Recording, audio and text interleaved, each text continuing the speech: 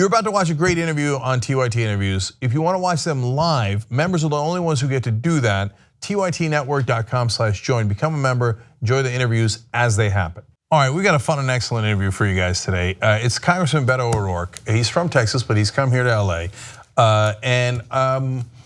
He's an interesting cat, as you're about to find, not a normal congressman. He doesn't take any PAC money.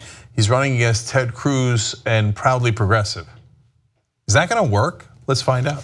All right, Congressman O'Rourke, thanks for joining us on the Young Turks. Thanks for having me, appreciate it. All right, so very interesting career. You're for marijuana legalization, you're from Texas. I hear that's not supposed to fly over there.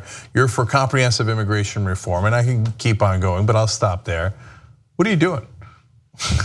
You know, it's funny, on so many of these issues, people everywhere, and certainly in Texas, are so far ahead of the politicians and the office holders. And I would argue even the polls and the consultants and the focus groups. When I first ran for Congress in 2012 against a 16-year incumbent, I was running proudly on reproductive rights and ending the drug war and ending the prohibition on marijuana and making sure that we are fulfilling our commitment to our service members and celebrating our connection with Mexico. El Paso is connected with Ciudad Juarez. It forms the largest binational community in this hemisphere, and it's part of the reason that we are such a safe city today. On any of those issues, which could be controversial or contentious, or maybe the pollsters would tell us not to talk about, the people in El Paso were glad that someone was finally championing the things that they were thinking about. Or even if they disagreed with me, they loved the fact that I had formed an opinion, come to a conclusion, had thought it through, and had the courage of my convictions, and was willing to talk about it out on the campaign trail. And I think the same holds true for Texas. We talk about universal health care. Perhaps not the thing you're supposed to talk about running statewide in Texas, or that Medicare for all is the best articulation of how you get there right now. But it's not just in Houston and Austin and Dallas and San Antonio, the Rio Grande Valley and El Paso, the conventionally blue communities. It is in the rural parts of the state, in Sherman, Texas, and Wichita Falls, and Canyon, and Booker, in Pecos. Folks want to be able to see a doctor and make sure that their kids are okay, to take care of their families, to be healthy enough to go to work, to finish their education, to pursue their potential and their purpose. And they know that having healthcare is fundamental to that. So they are there. And now maybe what we call it is important. Maybe who's talking about it is critical. Maybe the way in which we listen and share what we've heard from these different communities is part of it. But I'm convinced that Texas is already there. And so we're talking about the things that are important to Texans. Okay, so that is why your race is so interesting, because you're doing things differently. And it is going to be really fascinating to find out if it works. So for you guys at home, if you don't know, Texas has not elected a Democrat to statewide office in 23 years and hasn't had a Democratic senator in 30 years. So you're fighting an uphill battle, it seems, but the demographics of Texas are changing.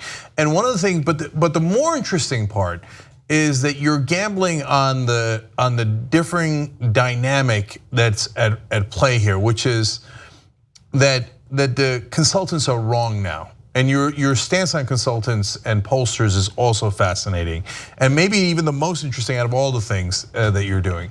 That if you play standard politics, that it's not the right answer. That in fact that the voters, that the politicians are trying to appeal to the donors, and they've lost track of what the voters actually want. So, and you're not taking the PAC money. So, is any of that going to work? I'm fascinated by it. I think it will. I'm a huge believer in those concepts, right? Of course, I'm sure we're two different human beings. We probably disagree on a number of things, but those concepts are fascinating. So, having said all that, let me take it one at a time. So we'll come back to the issues in a second. But I read, not only are you not taking PAC money, which I would definitely want to come back to too, but that you have decided that you're not going to use consultants and pollsters. What does that mean? Talk to me about that. I don't know what a pollster or a consultant could tell me that I can't learn from listening to people that I want to represent and serve as we travel the state of Texas. Being in Henrietta, Texas, and listening to a family who, though they're Republican, deeply care about access to health care, say that but for the Affordable Care Act, they wouldn't be able to see a doctor. And before I can tell them that I agree with them and that we're on the same page, somebody else at the table says, I'm a public school teacher. And if you let Betsy DeVos take my hard-earned tax dollars and send them to a private school, take them out of my classroom, away from the kids that I care about, then I'm gonna be really angry. And so Beto, you better fight for us. I don't want a pollster to tell me the issues that poll well or that test for a Democrat in the state of Texas. Obviously, the pollsters have been wrong for 30 years, at least when it comes to Senate races in Texas. And not only do I think it is the right thing to do to be everywhere and to listen to those that I want to represent and serve, I think it's the only way to win. When we showed up in LaGrange, Texas, which you may know from the ZZ Top song, we are in front of a group of 250 people who've come from all over Fayette County and from the counties around LaGrange. And the guy who introduces me says, Beto O'Rourke is the first Senate candidate to appear in LaGrange in 40 years. Folks want to be heard and represented and fought for and listened to. And that is fundamental, not just to winning, but for me to understand what's important in LaGrange or what's important in Lufkin or Nacogdoches or Pearland or any part of the state that I want to represent. So I don't know, it's not just a matter of principle. I just don't know what a pollster or a consultant would add to what we're doing, what I'm already learning on the campaign trail, which has been so powerful for us. I'm now convinced that by the end of the interview, Congressman O'Rourke is going to name every city in Texas. Okay, so I am opposed to them in principle, so maybe that's where we differ a little bit. I think that Democratic consultants are poison. They teach you how to be fake. And voters don't like fake; they like authentic. Right. So I don't know if you're doing it on purpose or not, but I totally agree and wish you the best of luck with it. Pollsters I might have a different opinion on. If they tell me what to think, then I have no interest in them. If they tell me the state of the race, well, I kind of want to know if I'm winning or losing. Right. So do you know what the state of your race is right now? The only poll I've seen was one that was conducted by the Texas Lyceum in April, and it was a couple of weeks after we'd entered the race. And they polled registered voters in Texas. And Ted Cruz was at 30%, I was at 30%, and 40% of Texas was undecided at that point. That was almost 6 months ago. And in that time, without naming all the cities and counties of Texas, we have just gotten after it and really tried to be everywhere. In many places, coming back a second or a third time. Amarillo, Texas, for example, deep red country in the panhandle of Texas. 500 people come out to Austin Middle School on a Tuesday night for a town hall that we host. And we're talking about everything under the sun and listening to Republicans and independents and Democrats alike, people who have not been heard, whose opinion has not been asked, a place where Ted Cruz has not held a town hall ever. And so I think that is fundamental to the momentum that we're seeing and the kind of support that we've enjoyed so far, 6.5 months in with 13 to go. All right, so let me divert from my plan here to ask you about strategy in defeating Ted Cruz in this 2018 race. I would humiliate him, and I'm wondering how you feel about that. So that I wouldn't even use your face for your campaign slogan. I would use the picture of Ted Cruz on the phone banging for Trump, where he looked miserable and defeated, and explain that that's the guy. He's not a strong guy. He's a weak guy, and he'll do as he's told. And he's told by his donors normally, and if Trump tells him, after all the insults, he'll go work for Trump. So, just curious, what do you think of that strategy?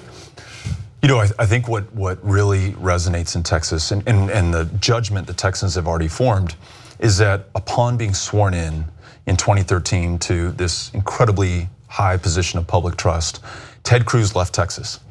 And he was in Iowa and New Hampshire and South Carolina and Nevada, and he wasn't in any of the places that I've mentioned that we've been in Texas already during this campaign.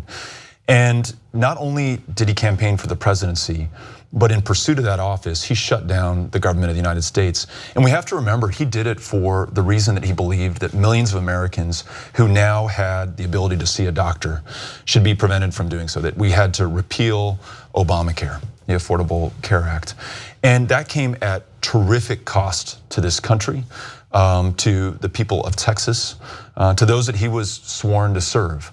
And his inability to get past his career, his ideology, his partisanship means that he hasn't been able to deliver for the people of Texas. And they really care about that, and they have taken note, and it affords us a big opening to talk about the way that we have served in the House, working on a bipartisan basis, having the courage of our convictions, never relenting from that, but being able to find some common ground to get some things done for the people that we care about. That's the contrast that we want to share with the people of Texas. And again, I think for most of them, maybe reflected in that first poll in April, they've formed their opinion of him. They're interested in knowing what it is I care about, what I want to do, how working together we're going to make life better for Texans and for this country. You're a better man than I am. I like that I don't know that I like it that you're keeping it on the high road. I'd go with sad Ted Cruz, sad Ted, and just that picture of him. Will you vote for Trump? Anyway, I think it goes to his character. I really do. That he's not trying to look out for the voters. He's just constantly worried about his career, which is the same thing you're saying, but in nicer terms. Okay, so let's talk about issues. Texas, considered deeply red. What issues are you going to run on?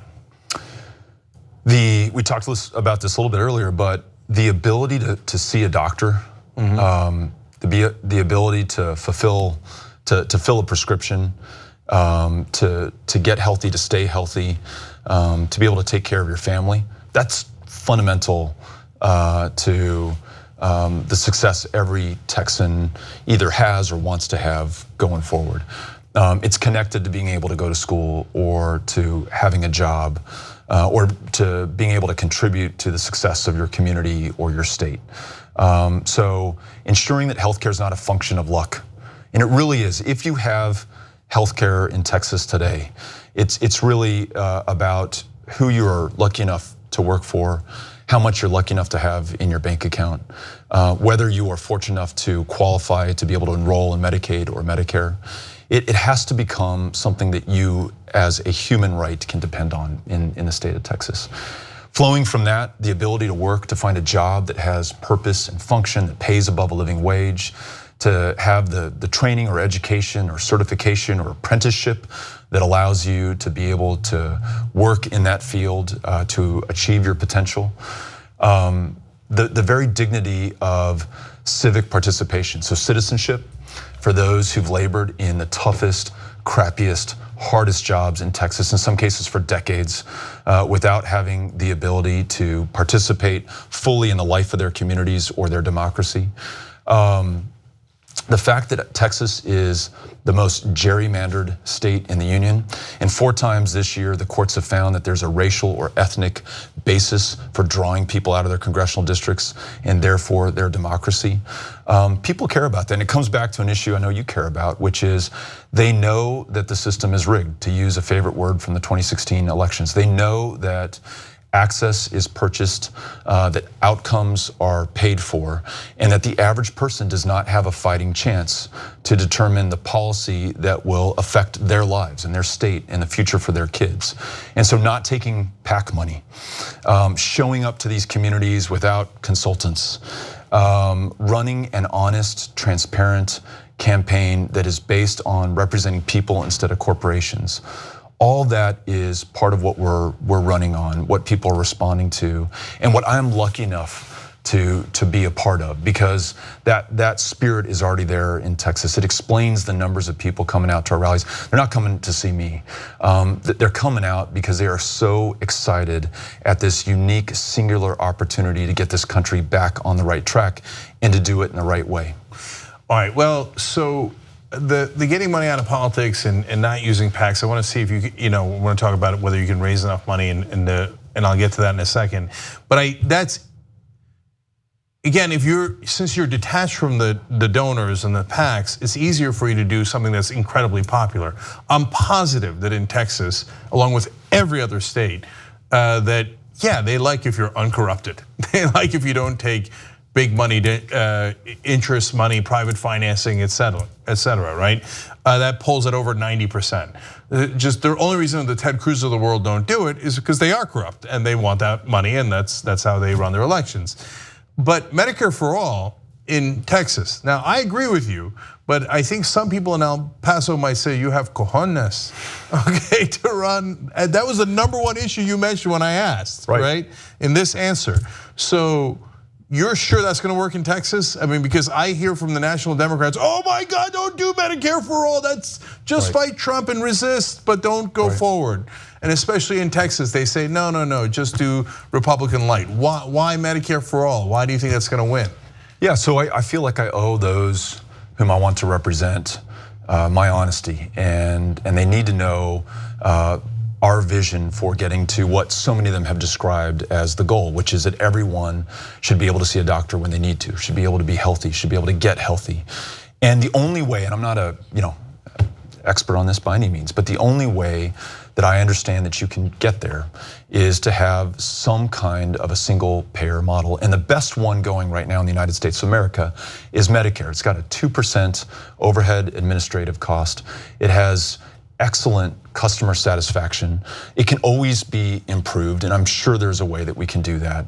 And I think by extending the universe of people who can enroll in Medicare, maybe initially having it as a public option on the exchanges, allow Medicare to compete with private insurers, drive down cost for all concerned, improve outcomes and quality of care, and then maybe ultimately through stages get to universal and a single payer system.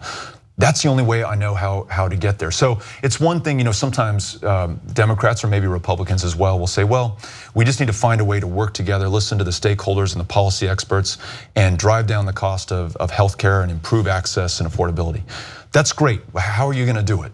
And there are some very specific proposals on the table today, and I think they warrant a discussion and a debate. And I know through that process they will be perfected. And certainly we should listen to Republicans and independents and those experts who can help us to make those better proposals.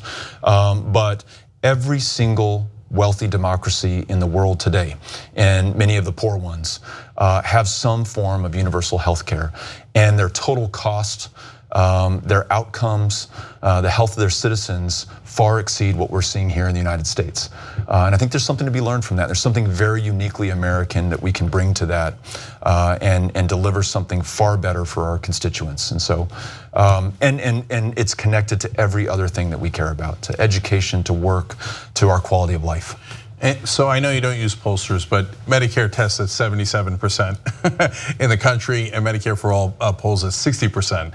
So once you get rid of the drug companies donating to your campaigns, it might actually, running to appeal to the voters might actually work. You're for criminal justice reform, that polls at over 50%. Immigration reform polls at over 90%. Drug legalization, marijuana legalization polls at over 60%. So it's amazing what you could do if you're freed from the donors. So let's talk about that. So what does it mean to not take PAC money?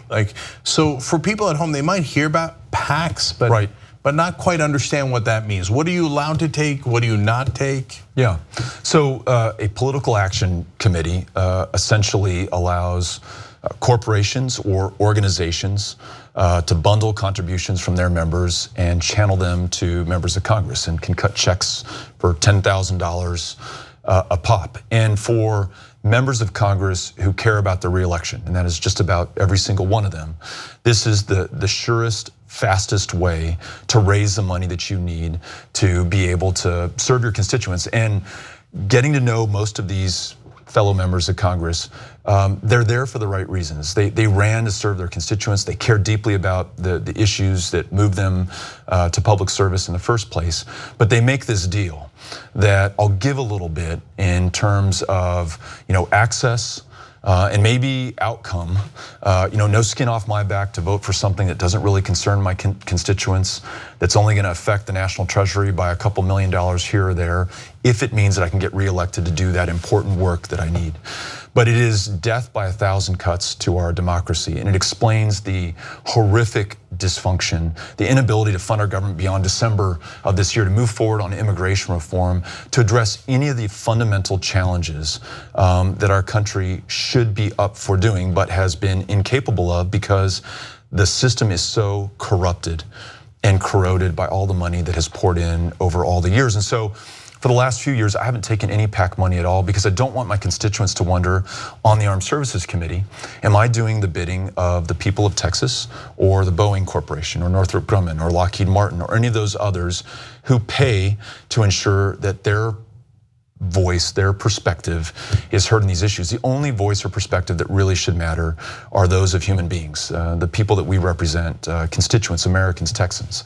And so by not taking PAC money, that, as you say, frees me, one, from the perception, and two, from ever having that thought running through my head. Do I really want to piss these guys off? They've given me so much money. It's so critical to my ability to raise for re-election. Why not just cut them this one deal, vote this one way, support this one amendment so that I can keep that money coming through? That's the calculation that countless members of Congress have made. And here's the other side of it.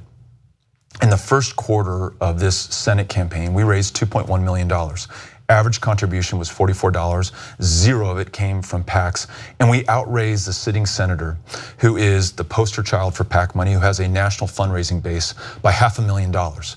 So our faith in people was rewarded by people, and 81% of that came from the state of Texas. That was Texans believing in something better for Texas. And so the number of people who are coming in to this campaign, their belief in this, especially the young people who will come up to me at a town hall or a rally and they'll say, the only reason I'm here is because you don't take PAC money. Their BS detector is as sharp and exquisite as any on the face of the planet. They know when this deal is rigged, and they know that we're running this in a way to unrig the system. Ro Khanna, Congressman from California, approached me on the floor of the House and he said, hey Beto, you don't take PAC money, I don't take PAC money.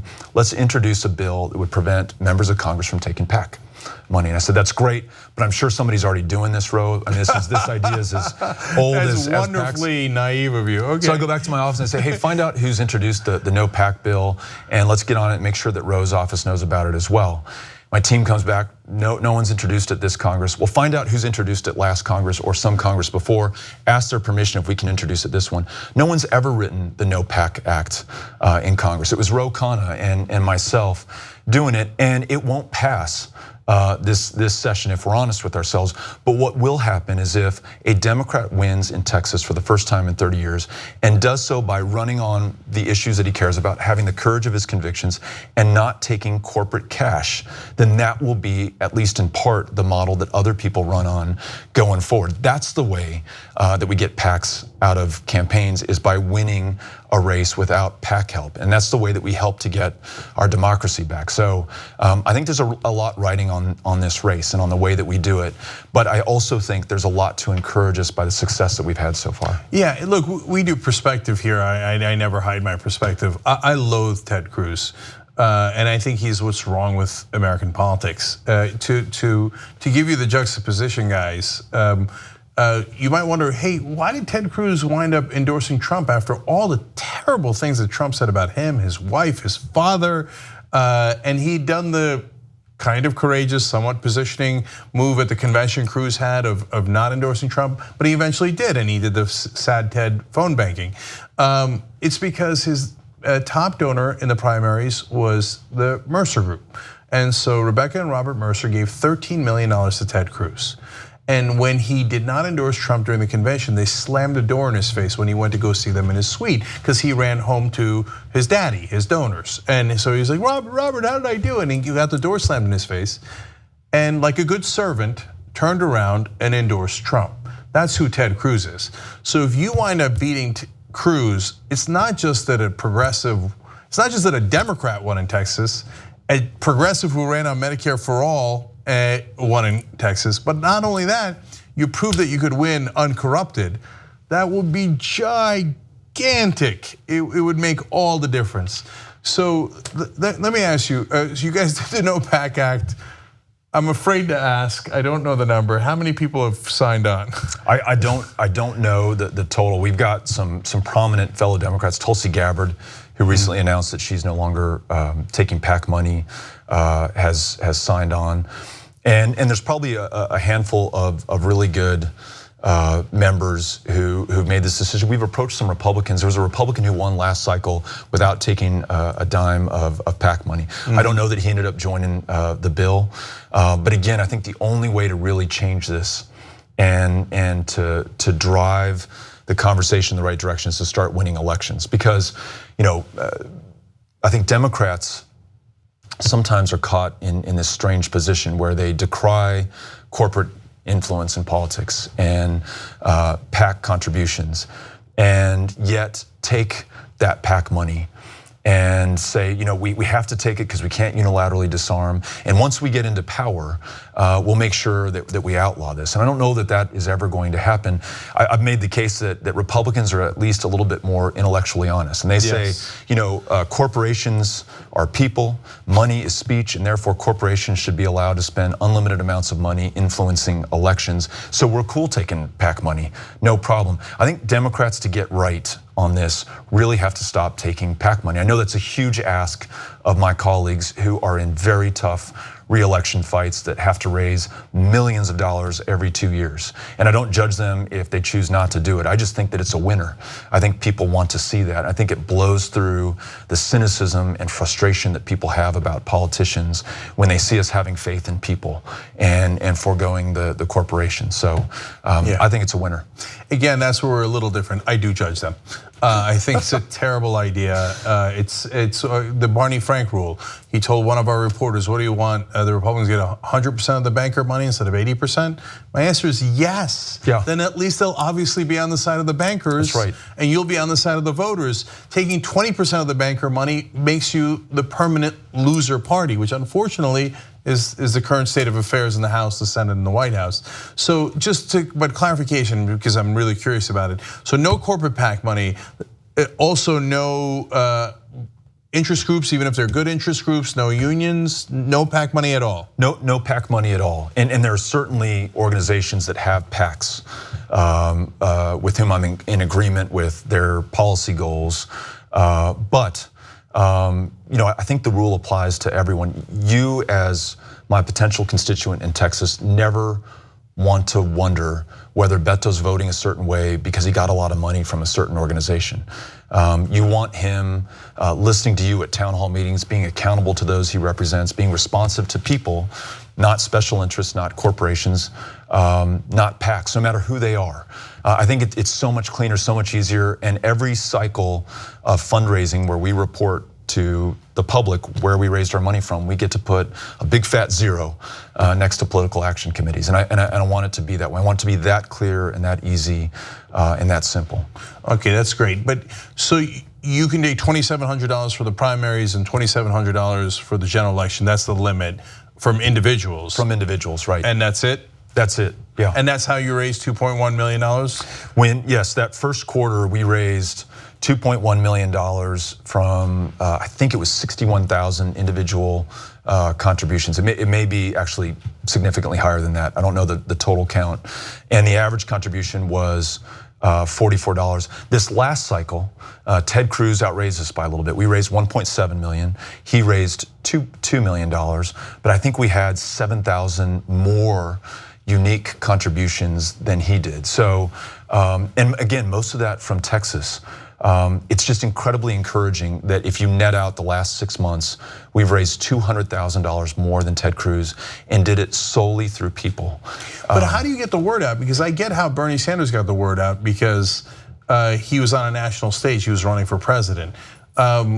It's tougher to do it at the local level. So how are you getting the word out effectively enough to be able to raise that money? Yeah, I mean, traveling the state tirelessly, inviting people to join our campaign at those public meetings where we're there in person, having a terrific website that people can go to, betofortexas.com, Facebook, Twitter, Snapchat, in every possible medium, we're there, and not just broadcasting.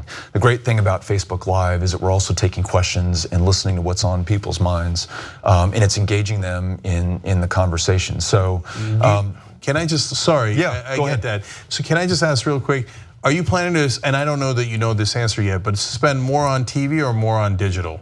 It would be far more on digital than it would be on TV. I love the idea and the fact that we are directly connecting with the people that we want to represent. That will show up. We just went to TCU recently in Fort Worth, Tarrant County. And as we were driving up, we did a Facebook live stream in the 15 minutes that we're pulling up. And I can't tell you how many people at that meeting at TCU said, the only way I found out about this was you're on Facebook Live, and I wanted to come and check out who you are and what you had to say and ask you a question and see what you answered. It is just so immediate and so direct. And TV is important as well, certainly. But I think that we're finding such an effective way to connect with people directly in their homes all over the state through digital and social. So didn't Paul Ryan ban you from streaming on the floor of the House? He did. There was a new rule this Congress that banned live streaming from the floor of the House because we live streamed the John Lewis-led sit-in on the House floor trying to get some kind of movement or at least a debate or at a minimum a hearing on the crisis of gun violence in this country. And as you know, Paul Ryan shut down the lights, the C-SPAN cameras. And as long as there's something compelling happening on the floor of the House that the American people should know about, there should be some way to transmit that. So we just did it at the end of our cell phones through Facebook Live and through Periscope. Okay, and then he then said from then on you're going to get fined. Right, and I forget what the total fine is, but yeah, that's okay. That's the response. Well, that's a very Republican response. If there's something we don't like, shut it down. Don't let anybody see it. Right. Okay, now, so I assume you guys are going to have debates, you and Ted Cruz? I sure hope so. Yeah. Because I'm going to broadcast those debates. Right. I'm now fascinated by what's going to happen in those debates. Yeah, no, I'm looking forward to it. Yeah, and if he runs from you and he doesn't debate you, oh, that's even better. I'm sad Ted all over Texas. Maybe he's sad that you're catching up to him. Anyway, now we had such a fun time here. But nonetheless, I'm going to end on a note where we disagree. Okay, so you endorsed Hillary Clinton in 2016. What was your thinking there? Do you regret that at all? Since Bernie raised money in the way that you did, right? Yeah. And you're actually using revolution messaging, which Bernie used, right? Absolutely, yeah. Right. So I'm curious, why'd you do that, and what's your thought about it in hindsight? Yeah. You know, I was probably the last, one of the last, if not the last, Texas office holders to make an endorsement. One, because I wanted to make sure all the states had gone through their primary voting process. Two, I'm a superdelegate, and I hate that we have superdelegates. I don't think I should have more of an influence on the outcome than any other American. So I waited until the primaries were over to make that endorsement. I thought Hillary Clinton brought a tremendous amount of experience to the office. There are some issues on which I disagree with her, but I felt like she would be a good president and our best nominee. I say that in hopes of not in any way diminishing what Bernie Sanders brought to it. I mean, the issues that he brought to this campaign when it comes to healthcare or education or work or our military involvement around the world were all incredibly compelling and inspiring, obviously, to millions of Americans. The way in which he ran his campaign, outside of PACs and special interests, obviously resonates with me and resonates with those who are part of our campaign today. So, both strong candidates. Hillary was the one that I ended up voting for in the primary. All right, so I see there's one left. I mean, you freed yourself from the PACs and you freed yourself from the Democratic consultants. Those are the two most lethal poisons. Democratic leadership. It's a little harder, you gotta work with them, I understand that. But that's the last step because the Hillarys of the world have not led to victories. Right. So that's my take on it. And we'll see how things develop, obviously, and 2020 is a long time away. And hopefully at that point, you're a powerful senator from Texas. Yeah, we're working on it. We're working on it. All right, Beto O'Rourke running against Sad Ted. Can't wait, can't wait. All right, thank you for joining us. Thank you, Cenk, for having me on. All right. Appreciate it.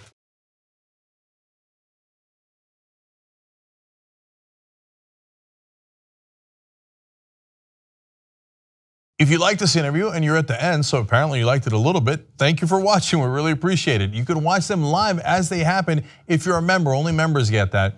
Go to tytnetwork.com/join And you get not only interviews live, you get the Young Turks live, you get Aggressive Progressive live, Old School, and all of it commercial free. Come join us right now, tytnetwork.com/join.